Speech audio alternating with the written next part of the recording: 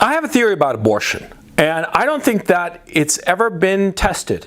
I think it would be fairly easy to test this theory, but for reasons I'm going to explain in this video, I think that my theory, which is pretty solid, will never be tested, even though it would explain why abortion has become, over the last 50 years, such a big deal. See, abortion has become, over the last 50 years, a huge fucking deal. You don't have to take my word for it, just look around, man.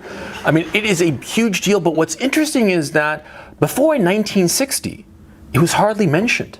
It was not that big of a deal, not in the zeitgeist. It wasn't like this incandescent issue that everybody had to have an opinion about and everybody had to talk about. No. Nobody talked about abortion. Abortions happened, no question. But it wasn't this huge thing. In fact, the abortions that happened were very few and far between. And it tended to happen among the extreme upper classes and the extreme lower classes, quite naturally, because, you know, the extreme upper classes, you have the good girl who got pregnant by the boyfriend, and, you know, for reasons, social reasons or whatnot, she couldn't have the kid, and so it was aborted. And on the extreme low end of the social spectrum, you have these women, typically immigrant women, who would have so many children, one after the other, that eventually the midwives and whatnot figured out how to abort the unwanted children. But in the great middle classes, there were no abortions. It wasn't an issue. And so you have to ask yourself, you know, how come? How come now it's an issue? It wasn't before, but now it is. Why? My theory is this. See, contraception came on board, what, in 63, 64? And it became widespread during the 60s. Now, what's a key issue about contraception? Contraceptive pills? Well, see, they are basically human hormones. That's what they basically are. They are hormones. And how do they work? Well, to make a long story short, they essentially trick the body into thinking that it's already pregnant, and therefore it doesn't need to implant another embryo. That is basically the idea. It's much more sophisticated than that, but for purposes of this conversation, we can leave it at that oversimplification, right? This is the reason that, of course, women who take the pill have such good skin.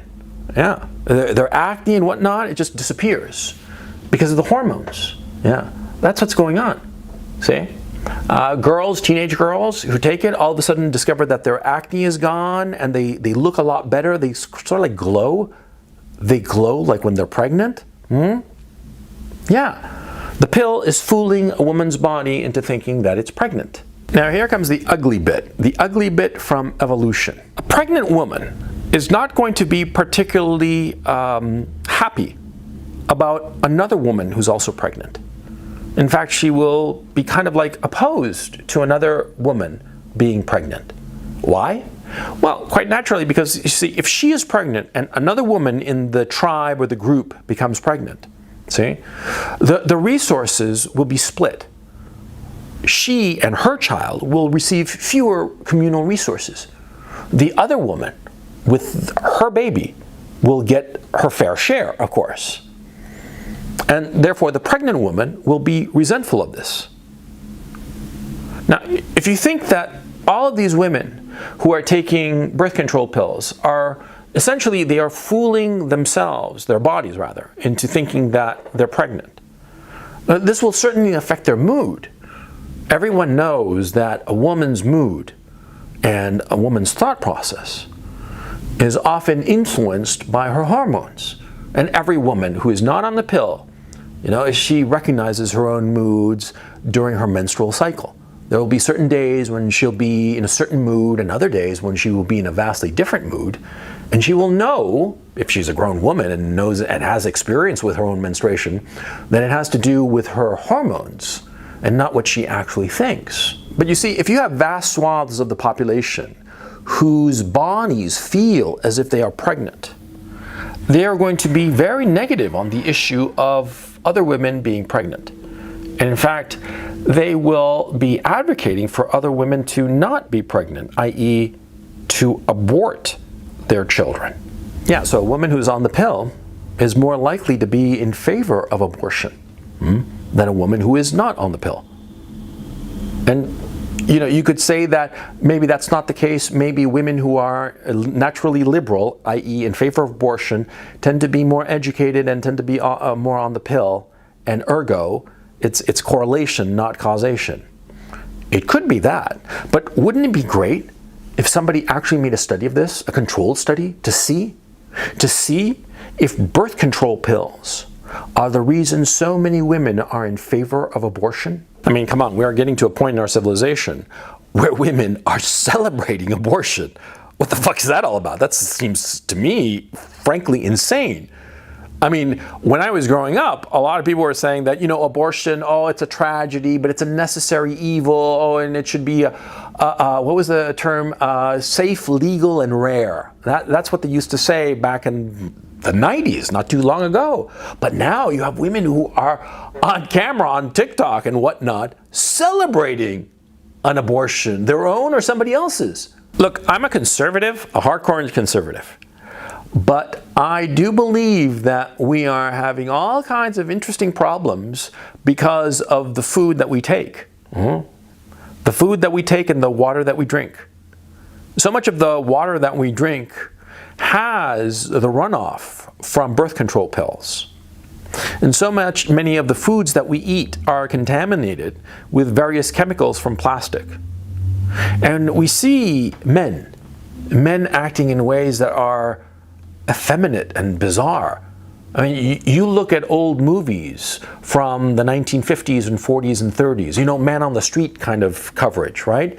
Where some cameraman with a microphone would just stop and talk to some random person on the street, and they all seemed far more manly than the men today. And that's a fact. That's not something that I'm making up. It's quite obvious, as a matter of fact. It seems to me that it is probably from the water with the runoff from the birth control pills and the chemicals in the plastics.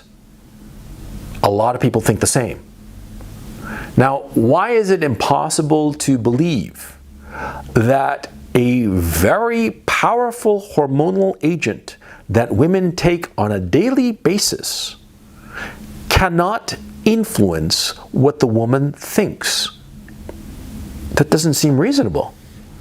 In fact, it would seem very reasonable to think, to conclude, or to at least investigate that a woman's intake of birth control pills influences what she thinks on various issues. It doesn't matter how it influences it, but it does influence them. And my thinking is that insofar as the issue of abortion is concerned, the women's belief in it, in many cases, is hormonally induced by birth control pills. You don't have to take my word for it, because I'm not saying anything. I'm just asking a question. It's a theory I have, and you don't agree with it. Rather, you think that I'm full of shit. Okay, fine, but we should look into it, shouldn't we? I mean, this is a valid question, isn't it? Huh? I think it's an extremely valid question, and I think that there are a number of people who don't want to have it asked. Like another question that is very obvious. I mean, veterinarians know this. See, the odds of getting breast cancer are substantially higher in women who have never given birth. But nobody studies this. Do you know why? Because it would go against feminist orthodoxy. See, veterinarians know this for a fact. Yeah, because dogs that have never had pups, they get breast cancer many times more than dogs that have had pups. See? And if it's true in animals, in dogs and cats and in other animals, then it's certainly going to be true in human beings, because human beings, whether we like to admit it or not, we are animals. And by the same token, we are influenced by hormones. And our thinking is influenced by hormones. I mean, my God, there's Andrew Sullivan, the most liberal guy imaginable, right? He has to take testosterone for some problem he has. I think it's because of his HIV. I forgot, actually. But he wrote an article about it, about how every time he takes testosterone, right, in the days immediately after, he thinks different. His energy is up through the roof. He's much more confrontational. He also just has different ideas and different points of view, and he's written about this. Why is it impossible to believe that women are in favor of abortion much more if they are taking birth control pills, which are a hormone? Why is that impossible to believe? Shouldn't we be asking these questions? Isn't this what science is about? To ask, and more properly and more importantly, answer the questions that affect our society?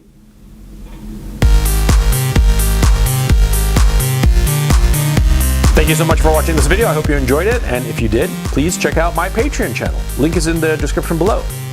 On Patreon, I put out an extra video every Wednesday, and I do a Sunday call-in show called Weekly Webinar. Now, the reason that I'm doing it is because it's just more fun, and I can talk about things that if I were to talk about them on YouTube would probably get me deplatformed. Yeah. So anyway, go check it out. Link is in the description below. Thanks very much, and I will catch you next time.